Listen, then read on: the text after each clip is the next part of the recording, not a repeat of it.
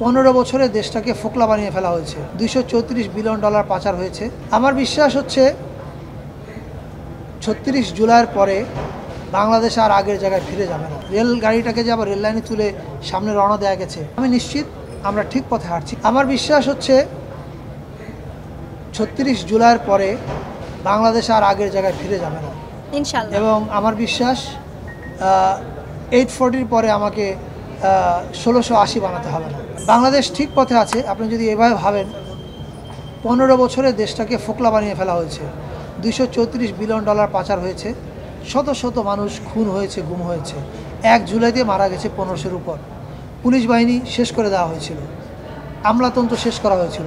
এই যে এই ধ্বংসযজ্ঞ থেকে দেশটাকে যে আবার একটা রেল গাড়িটাকে যে আবার রেল লাইনে তুলে সামনে রওনা দেওয়া গেছে মাত্র 3 মাসে, এটা আমি মনে করি একটা অ্যামেজিং সাকসেস। হ্যাঁ, আমরা সব অর্জন করতে পারিনি, কিন্তু আমি নিশ্চিত আমরা ঠিক পথে হাঁটছি। আমরা বলতে শুধু আমি আমাদের সরকারের কথা বলছি না, বাংলাদেশের মানুষ ঠিক পথে হাঁটছে। বাংলাদেশের সঠিক রাজনৈতিক আকাঙ্ক্ষা তৈরি হয়েছে এবং এই আকাঙ্ক্ষাকে উপেক্ষা করার মতো ভুল কোনো রাজনৈতিক শক্তি করবে বলে আমি বিশ্বাস করি। বাংলাদেশে গণতন্ত্রের নামে, দেশ পরিচালনার নামে এত তামাশা হয়, রাজনীতির নামে এত তামাশা হয়, ফলে এটা তো স্যাটারের খুবই উর্বর ভূমি হওয়ার কথা।